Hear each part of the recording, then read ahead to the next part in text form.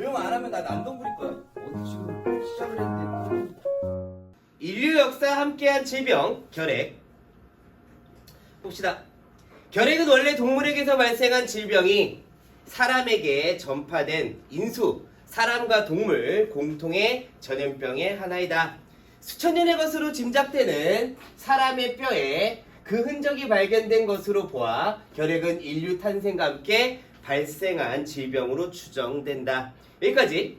자, 지금 여기에서 아주 오래전에 이 질병의 하나인 결핵이 있었다라는 것. 다음, 이집트에서 발견된 미라의 결핵의 흔적이 있었고 고대 인도인과 중국인들도 결핵에 관한 내용으로 추정되는 기록을 남겨놓았다. 네, 사례를 들고 있는 것들이죠. 히포크라테스도 폐결핵을 가리키는 것으로 보이는 질병을 소개했으며 아리스토텔레스는 결핵이 공기를 통해 전파된다라고 처음 주장했다. 자, 여기에서 지금 아리스토텔레스만 좀 기억해 주시면 좋을 것 같아요. 여기서 아리스토텔레스가 처음으로 결핵이라고 하는 것은 공기를 통해 전파된다. 다음, 근대 유럽에서는 여기까지. 자, 이 글의 전개 방식 중에 하나인데요. 이 글의 전개 방식은 시간의 흐름에 따른 전개 방식, 통시적인 전개 방식을 쓰고 있습니다. 그래서 아까 전에 고대부터 시작해서요. 이번에는 근대 유럽으로 계속 볼게요. 평민층보다 상류층의 결핵 환자들이 많이 나타났다. 왜 하필이면 상류층에서 많이 나타났을까? 이는 상류층에 속하는 사람들이 집단적인 사교생활을 하면서 서로에게 병을 전염시킬 확률이 높았기 때문이라고 본다. 네, 사람들이 서로 많이 모이는 장소에서 거기에서 이제 결핵이 서로 옮았다라고 주장을 하는 거죠. 다음, 산업혁명 이후에는 농촌을 벗어나 도시로 밀려드는 사람들의 행렬이 이어졌다. 미처 준비가 안 된 도시로 사람들이 몰려들면서 위생상태가 불량한 가운데 집단생활이 이루어졌다. 산업화 도시화는 대기오염을 동반했고 위생상태가 엉망인 거주지에다가 열악한 노동 조건까지 더해져서 결핵은 이번에는 상류층보다 하류층에 더 유행하는 질병이 되었다. 그러니까는 근대에서는 하류층들 같은 경우에는 공기 좋은 농촌에서, 그리고 농촌에서 모여가지고 농사 짓지 않잖아, 그치? 저기 김씨는 저기, 박씨는 저기, 애 아줌마는 저기, 그래가지고 서로 멀리 떨어진 곳에서 김 메고 농사 지을 거 아니야? 그런데 이제는 공장이 생기면서, 그리고 산업화 도시화가 됨에 따라서 도시로 사람들이 몰려들면서 사람들이 이제 결핵이 많이 생기게 됐는데, 특히나 이런 하층민들 같은 경우에는 위생 상태가 열악해지면 열악해질수록 결핵이 잘 걸린다라는 거죠. 심지어 결핵은 중세를 멸망시켰다라는 말을 듣는 패스트는 다른 말로 흑사병이라고 하죠. 얼굴이 까맣게 돼서 죽는 병인데요. 얘는 백색의 패스트라는 별명을 얻게 되었다. 여기까지. 그래서 시간의 흐름에 따라 이 결핵이라고 하는 것이 어떻게 존재했는가에 대한 얘기고요. 다음, 질병의 존재는 알고 있었지만 그에 대한 지식은 전무한 상태에서 전혀 없다는 얘기죠. 인류는 19세기를 맞이했다. 영국의 체드윅은, 자, 아리스토텔레스 맨 처음에 공기를 통해서 감염된다. 이번에는 체드윅은, 그래서 체드윅에 대해서 좀 먼저 정리를 해놔야 되겠죠. 체드윅은 1842년 노동자들의 위생 상태가 결핵과 같은 각종 감염병 유형의 가장 큰 원인임을 지적하면서, 그래서 이번엔 위생 상태가 중요하다라는 거죠. 그래서 가장 큰 원인임을 지적하며 위생의 중요성을 환기했고, 프랑스의 비유맹은 1865년 결핵으로 사망한 사람들의 병이 있었던 곳을 병터라고 합니다. 그래서 토끼의 몸에 주입하는 시럽을 통해 결핵이 간염병임을 증명했다. 결핵이 감염병임을 증명한 것이 비유맹의 업적이다.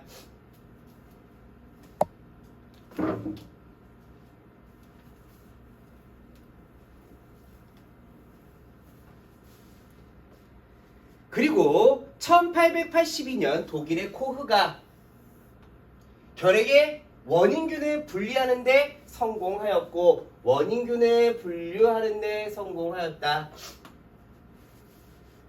그래서 드디어 인류가 결핵에서 해방될 수 있는 실마리가 제공되었다. 자, 여기까지. 그래서 각각 체드윅과 비유맹과 코흐가 어떠한 업적을 가지고 있는 것인지 머릿속에 정리를 해둬야 되겠죠.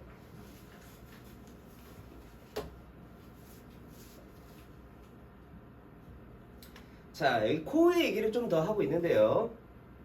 코흐는 현미경을 이용해 당시 유럽에서 가장 큰 문제였던 탄저 연구에 집중하며 1876년에 병에 걸린 쥐의 혈액에서 막대 모양의 미생물, 이 탄저균을 발견했다. 그래서 뭐야? 첫 번째 실험 과정이에요. 쥐를 통해서 탄저균을 발견했고요. 이 작은 생물체가 탄저의 원인이라고 생각한 코흐는 감염병을 일으키는 병원균을 순수 배양 하는 방법을 정립하였고, 두 번째죠. 그래서 병원균을 순수 배양을 해왔다. 특정 세균의 특정 감염병의 원인임을 증명하기 위한 원칙을 발표했다. 그래서 어떠한 세균이 어떠한 감염병의 원인이다 아니다 라는 것을 증명하기 위한 원칙, 그래서 코흐의 4원칙인데요. 이는 뒤에 수많은 학자가 특정 감염병의 원인균을 찾아내는 과정에서 길잡이 역할을 했다. 같은 방법으로 4원칙이죠. 코흐는 1882년 결핵, 1883년 콜레라의 원인균을 찾아냈다. 그래서 이 코흐의 4원칙의 의의와 코흐의 업적이죠. 자, 그래서 코흐의 4원칙은 뭐냐? 첫 번째, 병원균은 질병을 앓고 있는 환자나 동물에게서 반드시 발견되어야 된다. 다음 두 번째는 병원균은 질병을 앓고 있는 환자나 동물에게서 순수 배양법에 따라서 분리해야 한다. 다음 세 번째는 분리된 병원균을 건강한 실험 동물에게 접종하면서 동일한 질병을 일으켜야 된다. 맨 마지막으로는 실험적으로 감염시킨 동물에게서 동일한 병원균이 다시 분리배양시킬 수 있어야 한다. 이것이 4원칙이에요. 그래서 이 원칙에 따라서 아까 전에 얘기했던 뭐 콜레라라든지 결핵이라든지 이런 것들을 발견할 수 있었죠. 결핵의 원인균을 찾은 코흐는, 자, 코흐가 굉장히 중요하죠. 여기서는 원인균이 무엇인지 찾아낸 사람이고요. 결핵 치료제를, 이제는 치료제를 한번 개발해야 되겠죠. 그래서 결핵균의 배양액을 이용해 투베르쿨린을 제조하였으나 문제는 뭐야? 치료 효과를 볼 수 없었다. 그래서 만약에 코흐가 치료제까지 만들어냈다면 아주 큰 업적을 세웠을 텐데 그것까지는 못했네요. 오늘날 일의 결핵 진단에 이용하고 있으나 쿠베르쿨린 같은 경우에는 결핵의 진단에만 이용하고 있대요. 그래서 뭐 치료제는 아니고요. 계속 승승장구하던 코에게 결핵 치료제 개발 실패는 침체에 빠지는 계기가 되었다. 1896년이 되어서야 다시 학자로서의 명성을 찾은 코흐는 세균에 의한 감염 질환은 물론 말라리아를 비롯한 열대 질병 연구에 큰 획을 그었다. 어쨌든 간에 치료제는 개발을 못했네요. 자, 다음 1906년 프랑스의 칼메트와 게랭은 백신을 개발함으로써 결핵 예방에 길을 텄다. 세균학자인 칼메트는 파스텔의 접종법 원리, 즉 독성을 약하게 만든 균을 인체에 주사하는 방법을 이용하려고 했다. 네, 일단은 백신의 가장 기본적인 원리예요. 백신을 좀 쉽게 설명하자면요, 일단은 우리의 몸에 어떠한 생명에 지장을 줄 만한 아주 위험한 균이 들어왔을 경우에는 사람은 나중에 죽을 수밖에 없어요. 왜? 그것을 싸워서 이길 만한 항체가 없기 때문에. 그런데 사람은 사람 몸에서 항체를 만들어낼 수 있거든. 너네 그런 얘기 들어본 적 있니? 같은 감기에 2번 걸릴 수는 없다. 우리가 감기라고 하는 병을 하나라고 생각하고 있잖아. 근데 같은 감기에는 2번은 안 걸린대요. 이 얘기는 뭐냐면은 맨 처음에 나한테 들어왔던 감기균이 있다라면은 내 몸에서 항체를 만들어내가지고 싸워요. 우리 살아났잖아, 그치? 그러면은 막 같은 균이 왔을 경우에는 그 항체가 저 새끼 저번에 왔던 놈이네? 나 쟤 죽여버릴 거야. 그러면서 죽여버릴 수 있단 말이야. 그런데 아무것도 모르는 상태에서 균이 들어왔을 경우에는 항체가 없기 때문에 사람 병에 걸리는 거거든. 그런데 여기에서 있잖아, 아주 무서운 병이 있어요. 그럼 몸에다가 백신이라고 하는 약한 병, 그러니까 보통 이런 DNA 껍데기 같은 것들을 집어넣어요. 그래서 몸에 들어왔을 때 물론 아프긴 아프지만 아주 조금 아파요. 그러한 상태에서 저 균이 왔을 때 항체가 막 생긴단 말이야. 이제 저 똑같은 균 오면은 우리가 나와서 싸우자. 그래서 그 백신 같은 경우는 굳이 얘기하자면 몽타주 같은 거예요. 그래서 저 새끼 얼굴 내가 봐뒀어. 똑같은 놈 들어오면 우리는 무조건 나와서 쟤부터 죽여야 돼. 이런 거예요. 그렇기 때문에 여기에서 독성을 약하게 만든 균을 인체에 주사하는 방법을 이용하려고 했다. 우두를 앓으면 치명적인 천연두가 예방되는 것처럼 소결핵을 가볍게 앓으면 사람 결핵이 예방되므로 소결핵균이 백신으로 만들기에 적당하였다. 하지만 소결핵균도 인체에 유해하므로 독성을 줄여야만 했고, 칼메트와 스위사 게렌과의 공동 연구를 통해 소결핵균을 수대에 걸쳐서 연속 배양하여서 1921년 비로소 독성을 완전히 제거한 소결핵균을 배양해낼 수 있었다. 이는 칼메트 계랭의 소결핵균이라고 명명되었고, 그래서 백신 칼메트 계랭, 그래서 뭐야? 우리가 자주 맞는 BCG라고 하는 거죠. 여러분들 다 BCG는 어깨에 다 그 자국이 남아 있어요. 아기 때 맞습니다, 주로.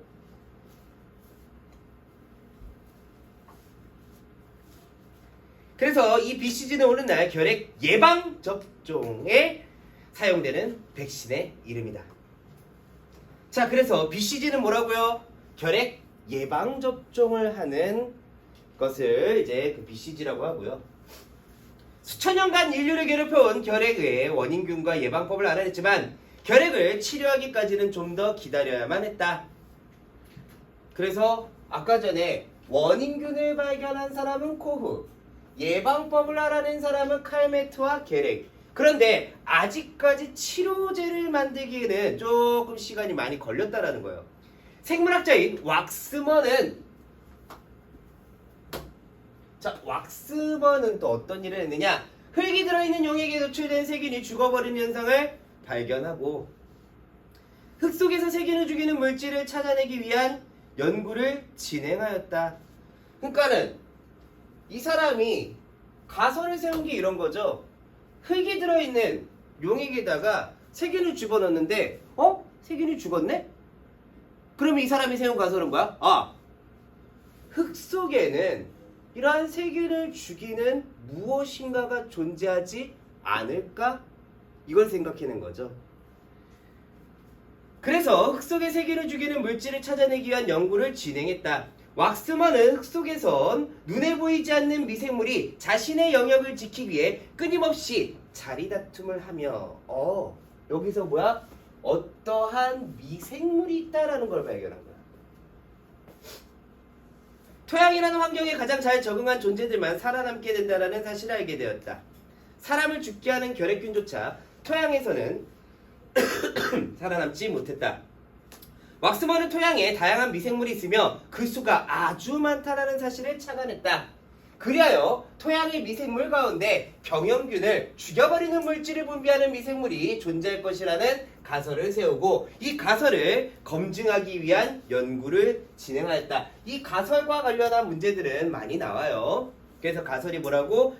이 흙 속에는 병원균을 사멸시키는 물질을 분비하는 미생물이 있구나.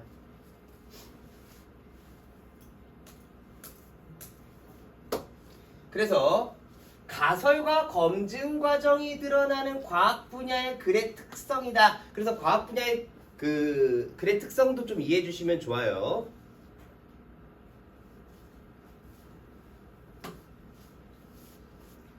자, 왁스먼은 다양한 성질을 지닌 토양을 채취해 완충용액에 혼합한 다음에 토양 속에 있는 미생물을 멸균하고 그 생성물에서 항생제 능력을 지닌 물질을 분리하는 일을 하루도 빠짐없이 실행했다. 실험 대상이 워낙 광범위했으므로 고된 작업이었지만 왁스먼은 쉬지 않고 실험을 계속했다. 그러니까는 여기에서 용액 속에 혼합한 어떠한 토양, 거기 있는 미생물 중에서 있잖아, 수많은 미생물이 있었겠죠. 그 중에서 일단 멸균할 건 멸균하고 여기서 항생제 능력이 있는 애들만 골라가지고 하나씩 실험을 했다는 얘기예요. 수만 가지 있는 미생물 중에서 하나를 찾기 위해서 계속 반복한 거예요. 그러던 중 그는 어느 방선균에서 뽑아낸 특이한 물질이, 방선균이라고 하는 것에 어떤 물질이 있는데 이 물질이 장티푸스, 포도상구균을 비롯한 여러 병원성 세균에 대해 살균 효과가 있다는 사실을 발견했다. 방선균이 생산하는 물질 가운데 향균 효과를 지닌 물질은 20가지나 넘었다. 그러나 왁스먼이 찾아낸 추출물로는 동물 실험을 한 결과 양리 효과는 매우 낮게 나타났다. 그러니까 지금 효과가 매우 낮았던 거예요. 이에 굴하지 않고 왁스먼은 살균 효과가 있는 1000개의 물질을 또 추출했고요. 어느 물질이 가장 좋은 효과를 지는지 알아내는 실험을 해가면서 후보 물질의 수를 점점 줄여나갔다. 몇 년이 지난 어느 날 왁스먼은 시험관 속에서 창자의 병을 일으키는 병원균 한 가지가 죽어있는 것을 발견했다. 그 시험관에 있던 미생물은 방선균의 일종인 스트립토미세스였는데 왁스먼은 이 미생물을 집요하게 파고들기 시작했다. 이 미생물의 배양액에서 추출한 항생물질은 페니실린으로 해결할 수 없었던 여러 가지 균에 효과가 있었으며 특히 결핵 치료제로서 주목받았다. 그래서 스트립토미세스가 나타났고요. 얘가 이제 페니실린이라고 하는 항생제로는 해결할 수 없었던 여러 가지 균에 효과가 있었고 결핵 치료제로서 곽광을 받게 된 거예요. 1943년 방선균에서 항생제를 추출하는 데 성공한 왁스먼은 다음에 스트립토마이신이라고 이름을 붙인 약을 세상에 공개했다. 그래서 이게 결핵 치료 물질이 된 거죠. 이때부터 사용하기 시작한 스트립토마이신은 지금까지도 결핵 치료제의 대표 약으로 많은 환자에게 도움을 주고 있다. 왁스먼은 스트립토마이신을 발견한 공로로 인정받아 1952년 노벨 생리의학상을 수상하였다. 오늘날 결핵은 많은 사람들의 관심사에서 멀어졌지만 결코 과거의 질병이 아니다. 결핵은 지금까지도 1년에 2,000명이 넘는 사람들의 목숨을 빼앗는 무서운 병이다. 인구 10만 명을 기준으로 하면 매년 약 5.5명이 결핵 때문에 세상을 떠나는 셈이다. 결핵 치료제가 개발되었지만 결핵은 증상이 쉽게 호전되지 않아 적어도 6개월 이상 약을 꾸준히 복용해야 한다. 더불어 강한 내성균의 출현은 결핵 치료의 걸림돌이 되고 있다. 아직 인류와 결핵의 전쟁은 끝나지 않은 것이다. 그래서 아직 결핵을 완치하기까지는 굉장히 힘들다라는 거예요. 네, 여기까지 할게요.